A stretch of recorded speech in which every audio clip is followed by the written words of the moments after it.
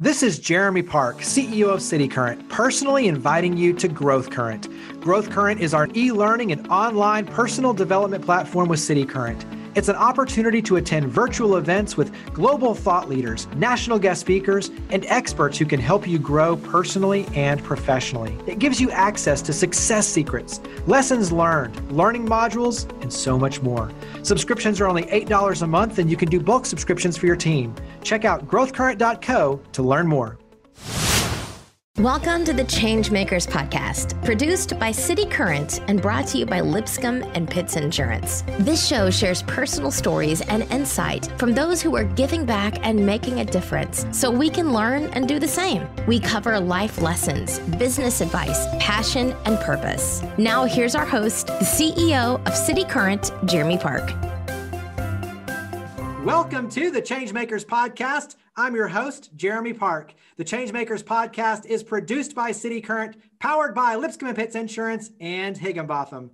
On this episode, we're doing a deep dive into the world of Higginbotham Insurance Group. We're joined by their chairman, president, and CEO, Reid. And when you look at this episode, this is a personal one for me because I'm a shareholder in Higginbotham, part of the Higginbotham family with cityCURRENT, and also too, Rusty and I are both University of North Texas grads, so we're going to have fun with this episode. Let's start out, Rusty. How are you doing? I'm doing great, Jeremy. So let's have some fun with this. ChangeMakers is a chance to get to know you personally. And so let's start with just where you grew up. Give us a little bit of your childhood. Yeah, you bet. So I grew up in Dallas, Texas. Actually went to elementary school at Dandy Rogers, if anybody listening is familiar with Dallas, and back in the day where you went kind of elementary school 1st through 7th grade and then jumped over to Ben Franklin Junior High at 8th grade, and then the same building turned into Hillcrest Freshman Center where I went to Hillcrest High School for high school. So grew up in the same house and lived there with my little brother and my mom for all those years. My parents were divorced and Dad lived out at Lake Ray Hubbard, and enjoyed a lot of fun out there in terms of water skiing and, scrounging around the woods back in that, at that time, that area was completely undeveloped. Now, when you go out there, you don't even recognize it. And sometimes people will ask, well, how did you get to Fort Worth? And kind of an interesting story. My dad passed away, sadly, upon graduation of high school. And I was actually headed to the University of Texas. And my grandparents, who was an only child, really wanted me to stay close to home.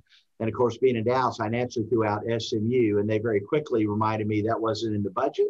So I had really two choices. I had UTA or I had University of North Texas, as it's called now. And of course, you and I share that commonality. So I ended up going to North Texas, which ended up being a great start for me and my family and my career. I met my wife of 35 years there, met a number of my business partners there. And really that's what led me ultimately to Higginbotham. So sometimes it's interesting how things turn out. In this case, pretty darn good. Absolutely. Outside of meeting your wife and business partners at North Texas, give me one favorite moment that stands out or just one moment that stands out as a fun memory for your time at North Texas. So and this really kind of ties into me landing at Higginbotham, but it's a funny story. I started off actually in pre-med, and I always had a vision of, I actually had a wonderful pediatrician in Dr. Liebus. And so I thought, man, when I grow up, I want to be what he is, if you will. And I've actually made it through organic chemistry, which most of the time people get to that point and fail out and find themselves pursuing a different educational path. In my case, I made it through. The problem was I don't know how I made it through. And so I remember like it was yesterday, I'm standing on the steps of the biology and chemistry building. And at North Texas at that time, there was a courtyard, and across the courtyard was the business school that housed law and financial real estate and insurance. And so the dean of the biology department, who oversaw pre-med, said, Rusty, I think you need to go over there. You need to meet with Dr. Thornton, and he'll find a path for you. And of course, I went over there, and Dr. Thornton said, well, what did you do growing up? What did your family do, et cetera? And of course, I had a dad and a grandfather, both in insurance, had one grandmother as a homemaker, another grandmother as retail, and my mom was a a therapist, and he goes, "Oh, you've come to the right place." So, and I'm glad I did, because it really is what led me to what I do today. So you were named president and CEO at a very early age of Higginbotham. And before we dive into that, go ahead and describe Higginbotham, because there's a lot of really good news, especially recently in terms of growth and evolution and expansion. So describe Higginbotham, though. You bet. So I probably got named that because nobody else wanted it, maybe. But no, so when I came to Higginbotham, my job, at the time I worked for American General, and I started that career in Houston, and then it transferred me up to Fort Worth, Texas. Kind of a funny story there. J.D. White, the president of American General at the time, said, you need to rebuild Fort Worth. That's where he started his career. The Bass family had really come into this market, and we're going to make this not only home, but we knew some great things would come from their investment and love for the Fort Worth community. And so he basically told me, you build Fort Worth, but if you don't, it doesn't mean you're fired. I'm just going to transfer you to Baton Rouge, which, no offense to Baton Rouge, because we now have an office there, but it gave me plenty of motivation. And so when I came into Higginbotham, really, I was looking for agents to sell our product, to grow basically market share where that was basically I-35, kind of think of it as the west side of the Metroplex. And so when I started working with Higginbotham, and they actually became one of my largest agents. And at the time, Bill Stroud, who was the nephew of Paul Higginbotham, he owned the firm 100%. And so he brought me in really to take over two underwriting programs we had, one with one of our companies, Crum & Forster, the other with Providence, Washington. And he ended up, interesting enough, became the sole, I guess he became the sole heir to his Aunt Edith Higginbotham. And upon her passing, put him in really great financial shape, along with the fact he'd always been extraordinarily successful. So at the time, he really began to lean on me to figure out how to buy him out. And we explored all kinds of options. And interesting enough, in June of '89, we landed on this thing called an ESOP. At that time, we were doing about $1.3 million in revenue. I think we had, 24, 25, 26 employees. So we were a relatively small firm. But even at that point, we were almost double the size when I joined the firm. When I joined, I was the 12th employee. And so we just, we were a small firm, but we really had a vision towards doing a couple things. Number one, we wanted to be what we now call our single source to a client, where we always did commercial insurance and personal lines, auto and home for those business customers. But we also wanted to begin to do employee benefits for those customers as well. And candidly, thanks to your dad, John Park, called on me with Time Insurance and kept saying, Rusty, let's just go out and call on these customers. I promise you, I won't embarrass you. And boy, he was right. We went out and landed 3 phenomenal clients. And as a result of that, I hired a college fraternity brother, Jim Hubbard, who at the time was with New York Life. And candidly, my first social friend in Fort Worth was a guy named Michael Parks, and hired him. And boy, we kind of hit the road running. So Jim Hubbard joined us in April. That kind of was the first step into life and health insurance. We bought the firm June 30th, and Michael turned around and joined us November of that same year. And so hence we launched what we really know as Higginbotham today, and really an eye towards being the single source for a client, where we really want to put the client in the middle and surround that client with buckets of expertise. And we just started calling on a lot of folks, telling our story. And as they say, the rest really turned out to be really a great decision for us. The other thing that was very unique at that time was to be owned by all employees. What I saw in my short time with American General was you had folks who would join an agency, but then the owner of that agency would not share equity with them. And I just saw at a young age, so I'm not saying I'm smart, but I just recognized that if you didn't share equity, there was a better chance than not that those better producers, those better client relationship people would pack up and become your competitor. And so we also looked at that time, we were an ESOP company, Employee Stock Ownership Plan and Trust owned us. And so every employee after a year of service became an owner of the firm. And so we just saw how that kind of became that glue, if you will, that kept people there. It also became that glue that effectively would attract people. Right. And so it really between launching our single source and also becoming employee owned and controlled really became the pillars of what launched Higginbotham into what it is today. Carry that thought forward, because I think you're exactly right. When employees feel like they're a part of something bigger and they feel like they're an owner, they're going to be, one, that much more productive. They're going to put in the effort, but they're also happier because they know, like you said, they can share in the return and the success. And so carry that forward into what you've seen for your team, both internally as owners, but also, like you said, being able to attract new organizations to become part of this Higginbotham family to grow. And so carry that forward on just what it means for the employees and these new partners stepping in to grow Higginbotham. You bet. So, really you're kind of asking a couple of things there. First and foremost is, when I think about our business, it's a professional services business. Our employees are our assets, and they go up and down the elevator every day. And so how do you keep them motivated? How do you attract the best and the brightest, et cetera? And really and I actually served once upon a time as the president of the Southeast, I think it was Southeast or Southwest Association of Employee-Owned Companies. And they actually did a formal study at that time, which really showed productivity to be higher because they got to earn above and beyond a paycheck. When things were good, obviously they had their normal paycheck and they got their normal pay increases.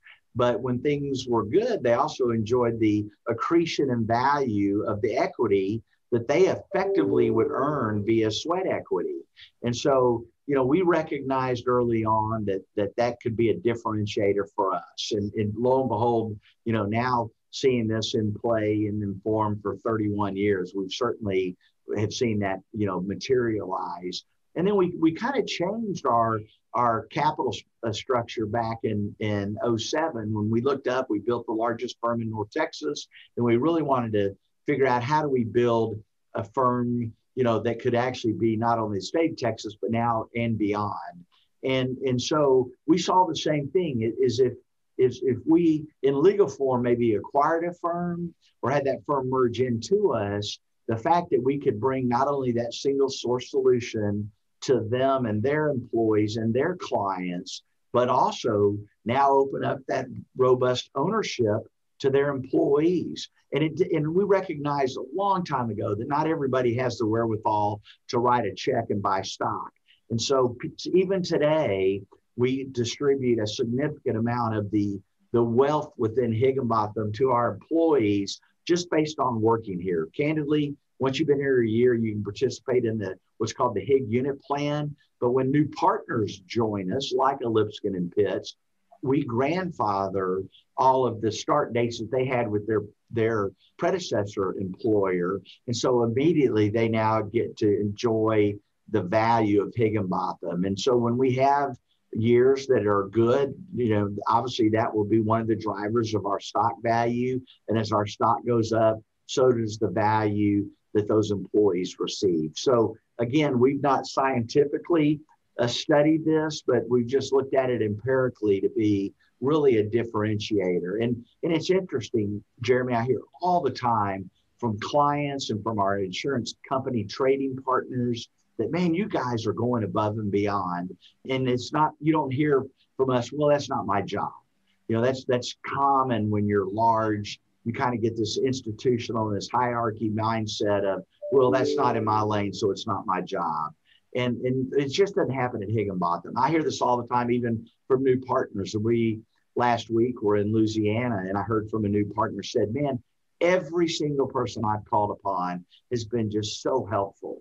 And we just had a horrific storm all across the country. And it really pounded Texas, which is accustomed to a little warmer climate, if you will. And I've had many clients that I've had the opportunity to speak with that says, man, your people were Johnny on the spot. I'm talking to them late on Friday night. I'm talking to crack of dawn on Saturday. I just hung up on Sunday. And so I do think when somebody has the ability to earn above and beyond that paycheck, it resonates across the spectrum of who we work with. And even the insurance companies will say, man, we needed this information so we could really bring forward the absolute best cash cost and coverage option for your client. And that meant they had to go back to the well and rework some things but our people don't mind doing it because they see the long-term results of doing so. And I think that's just a great bit of advice for other business owners, and especially as entrepreneurs, as they're building their business, is just like you said, give your team sweat equity, give your team the opportunity to be owners in this adventure and take part in the success, because in the end, everyone is going to win. What's one thing that, you wish, looking back as a lesson learned, what's something that you wish you knew then building the business that you obviously know now, especially in your role as president, CEO, and chairman? What's something that you've learned along the way that you said, well, I wish I would have learned this earlier on? Truth be told, Jeremy, I really don't have any regrets. It's interesting. Some people, when they have failures, and I think it's okay to fail, it's okay to have those disappointments. What I think matters most of all is how do you respond to those? And when I think back on, when we bought the company in '89, we had a great year that year. 1990, we lost our shirts. And so we restructured the organization to really kind of align what role you played with how you got compensated. And that methodology has remained constant from literally back then to where we sit today. Now, if I wouldn't have gone through that failure, I don't know if we would have made that adjustment. When I think about early on, we had an opportunity to work with a firm to really launch a technology offering that we did in a very grand scale, but it didn't work.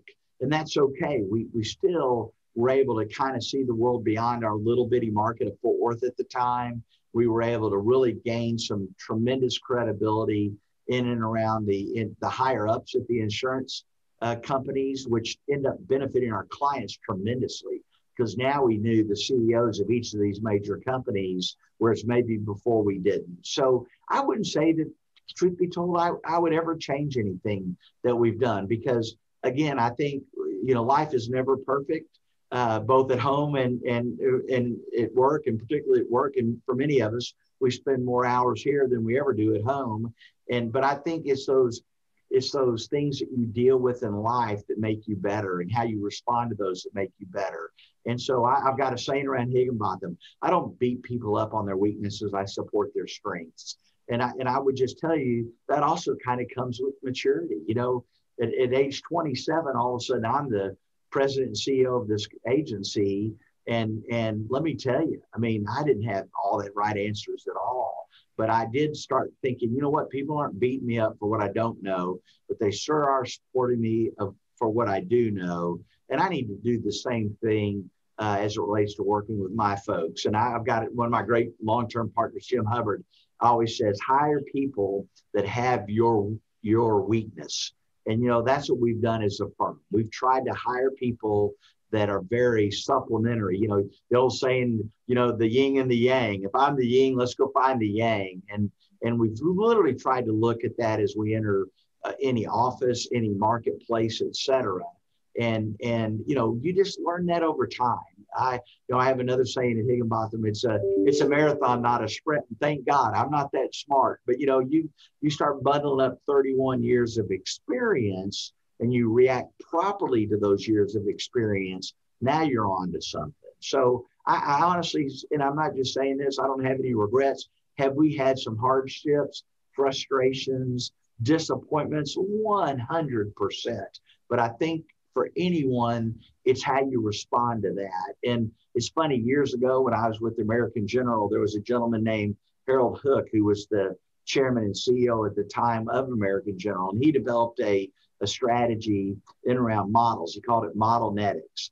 And he used to talk about the valley of despair. And it was what happened when you hit the change curve. And if you can envision this, you're rocking along and then all of a sudden something changes. And we all know human nature is such that you don't like change, so you fall in that valley of despair.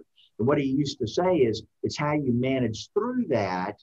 It really determines how you're going to succeed. And most of the time, if you manage through it, you would exit where you went in. And so now you've improved. And so he said, if you look at the continuum of a business, you're going to hit that valley of despair all the time. But how do you respond to that is what's going to make you a successful business or not. And then again, when I think about Higginbotham, and not to steal from the the book Good to Great. But, one thing that's been wonderful for us is because of our robust employee ownership and our HIG unit program, you get a lot more people that want to be on that bus with you, and you reward them for being on that bus. A lot of our partners years ago, early on, they were from the military. They always would say, hey, you want people to get in the foxhole for you. Well, if I'm an individual, I'm a human nature, right? I mean, what's in it for me? And if it's just a paycheck, I may not want to get in that foxhole. But if I've got ownership above and beyond just that paycheck, then that might be certainly something I'll consider.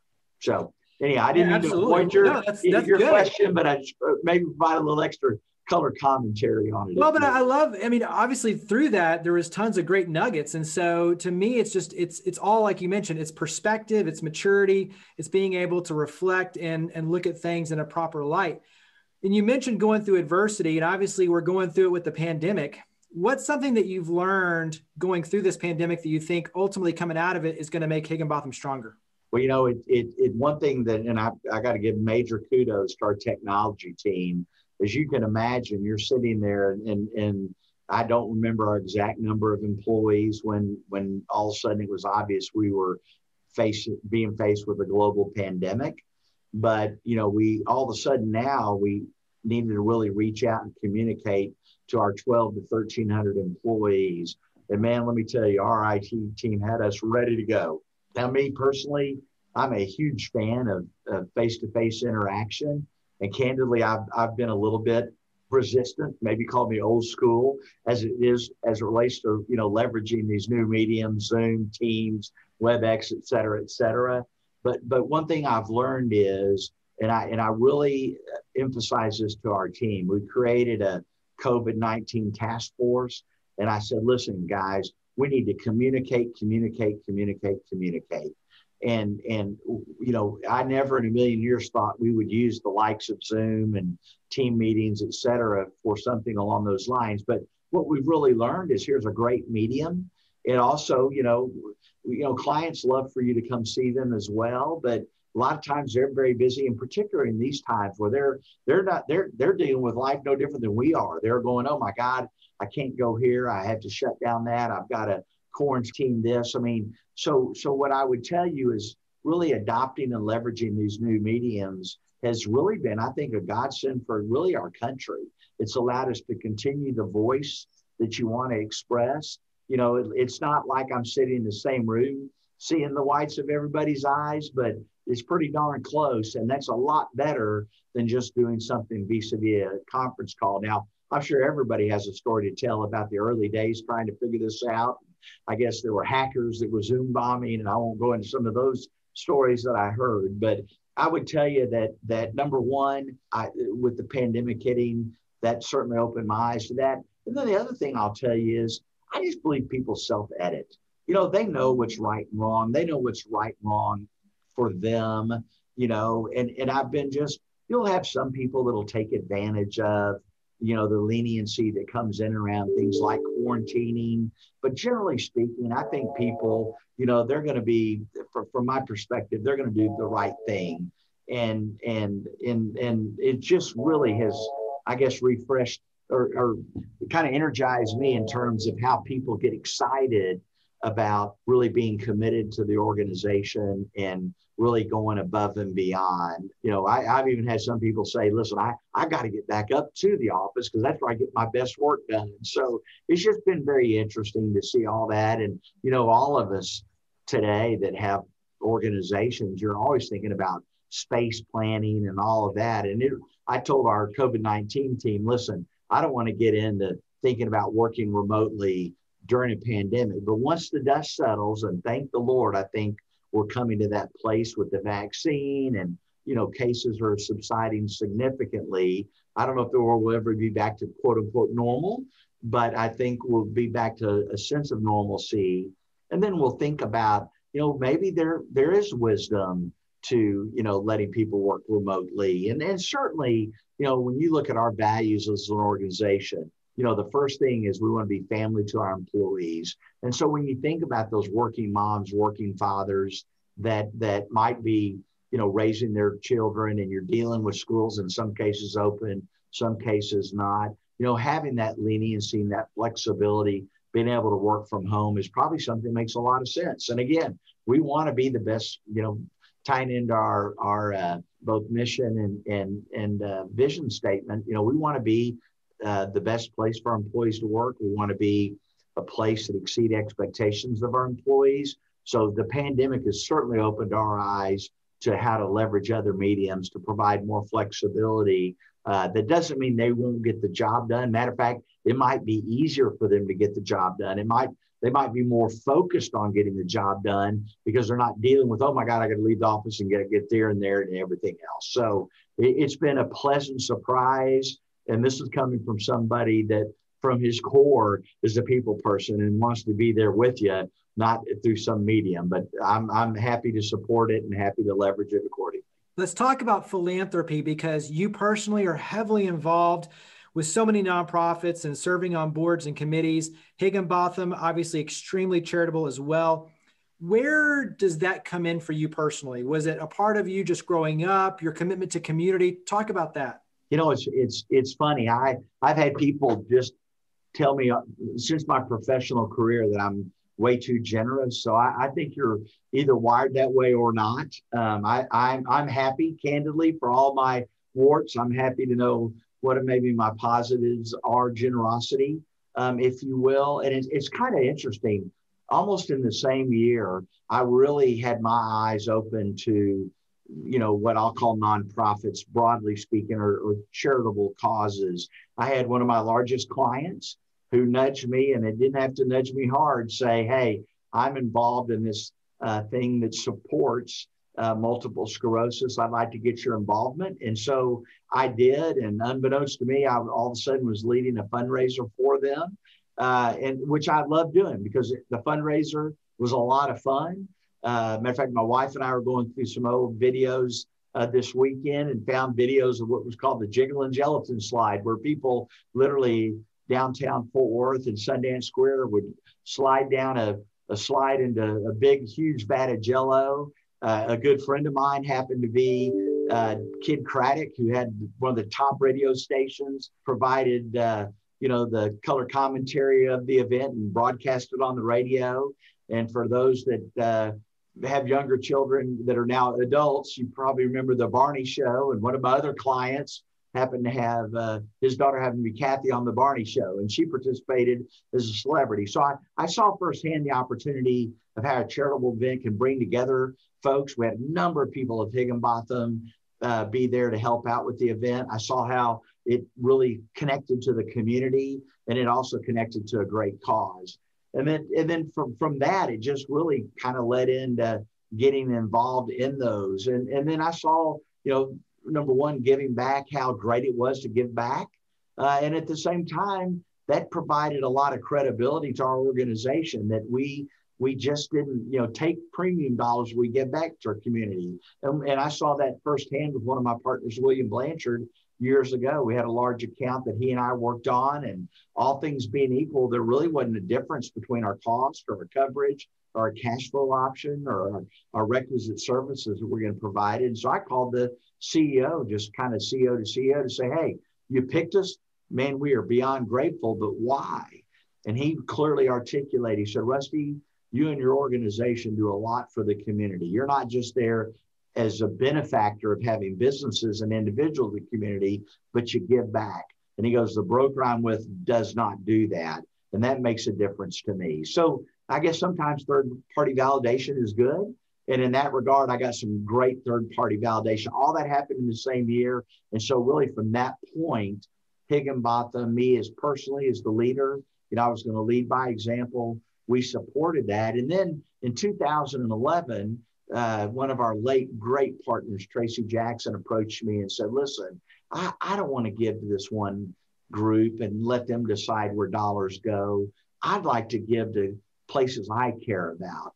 And that really helped me think through, and we birthed at that time the Higginbotham Community Fund. We seeded it with a set sum of money and then allowed our employees to begin to contribute to that fund. And then ever since then, every time we make an annual distribution, we take $1 per share and put it into the fund. And so it's been great to see how, number one, it's really allowed everybody within the Higginbotham family participate in charitable causes. Number two, it's been great actually to see how that brings people together. Where we have different offices working with one another for the greater good. And number three, it really puts meat behind, one of our value propositions as a firm, which is to be generous to the communities that we have the opportunity to be in. And so it really kind of puts a stake in that ground for us, which I'm so happy to see. And that fund has grown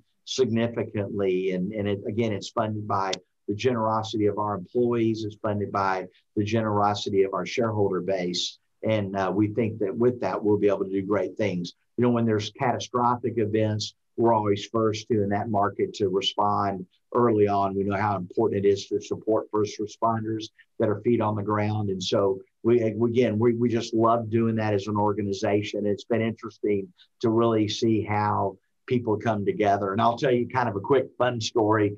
My producer sometimes might get a little stingy. And so every year when we have our producer meeting, I kind of shame them into giving to our cause. And again, the late, great Tracy Jackson, upon her passing, we had one of our younger producers come to us and say, hey, can't we do something for her and her family? And I'm like, look, the best thing we can do for her and her family, because I knew how generous she was and how she loved to give to causes, is to give some donations on behalf of her and her family. And literally in about 20 minutes, we raised over $200,000 that we gave to her family to give to the charity of her choosing. And so it's also been in the few instances a great honorarium for us to memorialize some of the great work of some of our folks within Higginbotham. And for that, I'll be forever grateful. What's something that you've learned serving either on one of the boards or with the nonprofits? What's something you've learned in that process that has either kind of changed you and your perspective personally, or that you've been able to take back into Higginbotham to be even more successful? So what's something you've learned on the nonprofit side that you've been able to kind of parlay over? The one thing all nonprofits do, and sometimes I'll argue they do it too much, but just the organization, the creation of where things are so transparent. The good news is at Higginbotham, because we're owned and controlled by our employees, we have such robust employee ownership. We are very transparent. But it's just good to see that, and almost without exception, I've seen that within the nonprofits that I've had the opportunity to serve on. And then the other thing I would tell you is it's made me a better listener. In these nonprofits, when you just sit back and you hear reports and you hear other members of the board provide perspective, it really gives you the ability, or not the ability, but the chance to see some really great ideas, almost at a grassroots level, materialize. So, again, I love to talk, and I love to talk about Higginbotham, but it's really opened my eyes to, hey, I need to reach out to my partners and make darn sure that I'm seeing that through their vantage point as well. Matter of fact, recently we've really broadened what we call our managing partners. Obviously, we got a team there with Johnny and Matt at Lipscomb Pitts as managing partners of our firm. And really the importance of that is we want to hear from the field what's going on. Sometimes in corporate America, you find yourself thinking, well, you're over in the corner office, all the right things to do. You don't need anybody else's feedback. And I'll tell you, I've learned really from nonprofits how important it is to listen to other really smart people give their perspective. And then the other thing is, even though I'm not a huge fan of going out and hiring consultants for this or consultants for that, but it also through my nonprofit experience, I've noticed that sometimes third-party validation is great. And that comes from a third party, literally where they need to go out and secure a third party to help them work through something. So not having such an ego to where you think you've got those ideas, it's okay to go ask and get that third party view. And sometimes you might have to pay for that. Sometimes you might be able to find that just by reaching out to your partners. But all of that, I've been very impressed with the nonprofit community. And then last but not least, I've got to tell you, I've seen some private schools started basically nothing and built into phenomenal institutions. I've seen that with other nonprofits. And man alive, it's been a beautiful experience for me to watch people that just give. I mean, they don't have things like stock and they don't have things like HIG units. And so, just for humanity, what a great thing to see that people really care about others so much, and they'll make it basically their life mission, their life purpose to really support that cause. And for me, particularly with the craziness that's going on in the world today, how nice it is to see these presidents and executive directors of these different nonprofits still continue, despite all things and all the obstacles that get in front of them. Boy, they're going to keep fighting because they just so greatly care about those causes. And again, that just validates why you want to get involved as well. Absolutely. Tons of great advice in there too. Let's, on your end, let's talk about where you draw your fire, your inspiration, because you hear often that it's lonely at the top, and as a CEO dealing with a lot of the pressures and stress and things like that, where do you draw your inspiration? How do you kind of refuel yourself? It's funny. I'm a very competitive person. I like to win. And so that, if you kind of look at our values, I mean, I like to win things like the best place to work. And to me, that's a great thing. And so what that does is motivate me to make sure that Higginbotham truly is a great place to work. I like to win in terms of not only writing new clients, which is so important as a business, but more important than that is retaining those that you have. And so again, because of that winning spirit, it means that I got to make sure that we're providing the requisite services, again, above and beyond just placing a policy. So those clients wake up and they go, you know what? These really are a very trusted partner for us.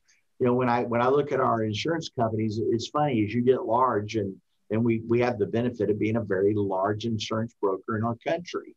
But you can either kill them with kindness, you can be a bully. And I found that I remember my son played football at TCU, and one of his coaches said, sometimes you got to taste the sour to enjoy the sweetness. And so I really do think that we can get a lot out of our carriers being partners to them. And we see it firsthand, getting exceptions made, getting improvements in terms and conditions, et cetera. And so I view that as a win. And then again, not that we go out to do these things because we want to get an award, but when it comes to our community, last year when I was sitting around talking to some of our partners, and really it was obvious that COVID was going to have a material negative impact on the hospitality industry. And we were thinking about how can we help in that regard? And so I came up with the idea that we could approach our community fund and turn around and fund restaurants that could in turn give dollars to, or give food and meals to first responders or to nonprofits that might have been hit. And as a result, we get a national award for that. And so by business insurance. And so those kind of things, it's probably what sparks me. Again, I'm very competitive, but I'm also very generous. And so when you win, you have the ability to be generous. And I've been blessed in a business and a career that allows me to kind of hit on both of those cylinders, if you will. Yeah, absolutely. And speaking of winning, in 2017, you were the CEO of the Year by Insurance Business America Awards. So that's a really cool distinction as well. Talk about last thing, and then we'll go to a lightning round of a bit of advice or some sort of lesson that you learned along the way from someone who, a mentor, a teacher, a friend. What's something that they kind of shared with you that you thought this was an aha moment or something that really was meaningful advice to you? Well, my mentor, Bill Stroud, was really particular on details. And I'm not a detailed person. Just naturally, it doesn't come easy to me. But it really, he showed me example after example of really pay attention to the details. In particular, in our line of work, that could impact coverage, that could impact costs, the cash flow to your customer. And so that's been just a great life lesson. And then from that, what I've learned is if I'm not that detailed person, then I want to make sure I've got somebody that surrounds that side of maybe, it's not that I don't have the ability to be detailed, but it's not what I want to wake up and do every day, right? And so find folks that you can surround yourself with where, again, their skill set maybe isn't yours. And so I figured out a way to keep myself sane, I guess, knowing that that's an area that I knew is very, very important. And I saw it through his lens many, many times. But it was a great lesson learned. And then the other thing that he also really kind of told me to focus on, and this is it's natural for me, but it's not natural for all, and it's to treat others with respect. And that means it doesn't matter what their position is. It means broadly treat others with respect. And that's what I've tried to do my entire career is, nobody, I might have the highest title in our firm, but that doesn't mean I'm the most important. Every single person in our firm plays a crucial role, and I will always give them that respect. And I live that by, of course, right now my door is closed because we're conducting this interview, but I do have an absolute open door policy. Every time I bring on a new partner, I give them my cell phone, tell there's no question you can't reach out and call me. So really, those were the two things that one was very natural for me. The other, maybe not as much, but I figured out a way to make sure that I didn't lose sight of the importance of being detail oriented. Love it. Let's switch over. This is a lightning round. So it's short questions, short answers. So chance to get to know you better. But first one is, what do you like to do to relax? I'm a huge family guy. So any opportunity I get to spend with my family is a great opportunity for me. If you're watching sports or something on TV, what do you like to watch? I'm a huge fan of college football. My son played at TCU. My brother-in-law and nephew played at North Texas. My father-in-law played at Auburn. My wife's uncle played at Georgia, and my wife's grandfather played at University of Southern Miss. So that's caused me to be a huge fan of football. I had scholarships when I was younger, not anything that would have taken me to that level though. So a huge fan of college football. Nice. I love it. And you're obviously rooting for a lot of teams. So where do you like to go with your family on vacation? So we're big fans of really two places. We're kind of, well, I take that back. We're probably fans of three places. Love Disney World. We love rides. We love all the entertainment that comes with that and the family atmosphere. My wife's family's from Mobile, Alabama. So we've enjoyed what I call the Redneck Riviera for years now. And then literally any chance we get, we love to go snow skiing. And so we try to do that as often as we can. That typically doesn't mean that frequently, but if we get a good snow skiing trip in once a year and there happens to be snow, then a big win for us. And I would tell you, out of the three, you get our family together on a beach, anywhere from Seaside, Florida, all the way to Point Clear, Alabama. We're just tickled 10 shades of pink.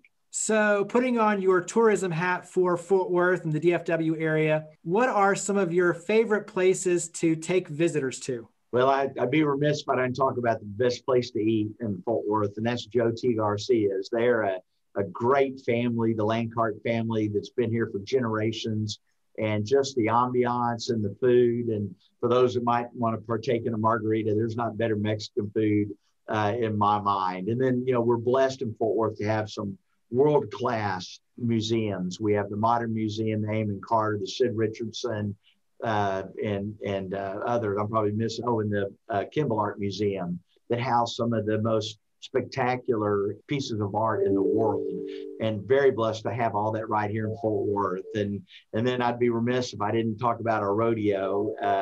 The rodeo's been here for many, many years, and it's just a great highlight to come to. And we've now got the new Dickies Arena, which the rodeo is kind of made its new home. And so those are really a couple of great places. And then, believe it or not, in little old Fort Worth, we've got one of the best zoos as well. So I always encourage people, when you come to Fort Worth, call me and I'll make sure it's a great time for you. Not to mention my local horned frogs that we love watching play.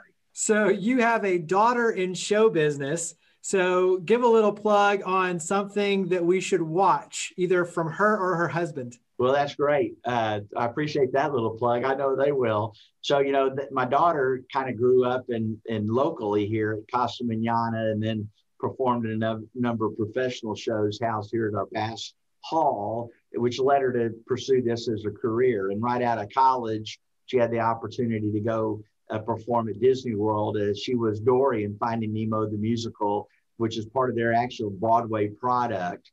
And then she fell in love with her husband now, Eric, who's been her husband now for 7 years, who happened to also be on shows like iCarly and different, who's on All My Children, et cetera. And so my daughter, Sainty, currently is on a really cool project that you can find on Netflix, Gabby's Dollhouse. She's kind of migrated her career more into voiceover. So she's a character on Trolls on Netflix.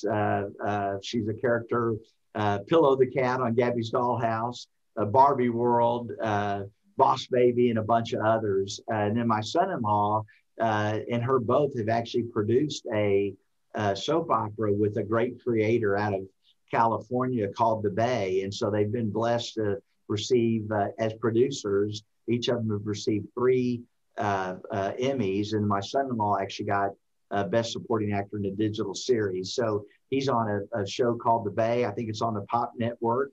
And then once you see him, you'll recognize him on iCarly and Blue Bloods and Blacklist and all these shows. We tease, the joke in our family is when he's on these network shows, he always seems to be killed off. So if they'll quit killing him, you'll be able to see him maybe the next episode. So we can't have you brag about your daughter and not talk about the other kids. So give us one kind of, moment or something that puts a smile on your face with the other kids. Well, my son, Jake, is the next one up, and he's married to a lovely lady, Emily, who he met at University of Alabama. So little Roll Tide plug there. And Jake, he's just one of those kids that just always ceases to amaze you. And fortunately, he landed after law school. He landed with a group called Highwater Strategies boutique lobbying firm, and it's really been a blessing in disguise for Higginbotham, because it's allowed us, particularly with what happened with COVID-19, and the PPP and all that. We really didn't know where to go with some of our clients, but we knew one thing: we wanted them to stay in business. So he just been a godsend for us in terms of us having the ability to really navigate these waters that were kind of needing to be launched very quickly, and having an expert to call upon. And of course, we love when he brings his lovely bride now of a couple of years over to our house, and has certainly introduced us to, she's from Louisville, Kentucky, and man, we love Louisville for all it bears. So that's Jake. And then our youngest, who I call him our baby, our little 6'3", 240 pounds, once upon a time baby. Charlie was actually played football at TCU, and there were great moments when he scored touchdowns. But more importantly, as a team, his team for the 4 years he played won something like 40 games, won the Alamo Bowl twice, beat Ole Miss in the Peach Bowl after we felt like they were somewhat shortchanged with the new college football system. And he recently married kind of his college sweetheart, Michelle Meeks, from Houston, Texas. So we feel real blessed with all of them. And of course, Sainty and Eric have already had a child. So we've got little Molly Morgan. So it's going to be fun to watch and see what she brings to bear for us in the future. So last few questions. One, what is a favorite quote that inspires you? You don't have to get it verbatim, but what's a favorite quote or something that inspires you?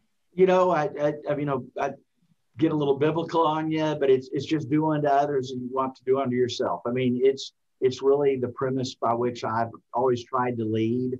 I've always tried to put myself in other people's shoes and think about how they would want to be treated. And so I just think that's a good lesson for all of us. And in a world where there's a lot of finger pointing and a lot of people putting down others, I think it would just be great for a moment in time where people press pause and became a little bit self-reflective and just looked at themselves and said, how would I want to be treated under this scenario? And I think we'll get back to that, which I think there's still a lot of that within all of us.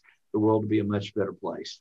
Amen. So last question on your end before we wrap up with contact information is, you are still creating your legacy every single day, but years from now, many years from now, what do you hope your legacy is? I just think it's a legacy of generosity. I think it's a legacy of, I can not only be maybe the executive of a firm, but I can also be your friend. And certainly last but not least, I want to always be remembered as a great family man. It's hard when you're running a business. It's hard when you're scratching and clawing to get to the top. Maybe you're already at the top, you're trying to stay there. Maybe you've got a career where there's not necessarily a top, but it really does become a balance. And it's a balance of keeping, God first, keeping family second, and your career third. And so hopefully it's many, many years from now, by the way, I know that's not up to me, but hopefully that is the case. When people reflect back, people will go, you know what, he was balanced. And hopefully while I was on this earth, I did a lot more good than I did bad. Well, Rusty, wrap up with contact information. Where can we go to learn more about Higginbotham and you, and follow this conversation, carrying it forward? You bet. So, certainly, in the digital world we're in, feel free to go to www.higginbotham.net. You can get all of our contact information there. I'd encourage you to Google or whatever, Google, Bing, Yahoo, whatever it may be, Higginbotham, because it tells a great story. There's some great stories in there. You can type in Higginbotham secret sauce, type in Higginbotham best places to work. And it's always great, again, to get third-party validation of we actually are walking the walk, not just talking the talk. And you can find any and all that there. Well, Rusty Reid, you are a change maker. You're doing so much good on the personal side, the professional side. Thank you so much for being on the ChangeMakers podcast. Appreciate it. All right, Jeremy. Thank you for your time today. Have a great one. Thank you for listening to the ChangeMakers Podcast, produced by CityCURRENT and brought to you by Lipscomb & Pitts Insurance. To learn more about our guests and share your stories of others leading by example, visit us online at citycurrent.com or follow us on social media using @CityCurrent. Please make sure to subscribe, rate, and review our podcast wherever you listen. Now, think big, start small, and act now. Be a change maker.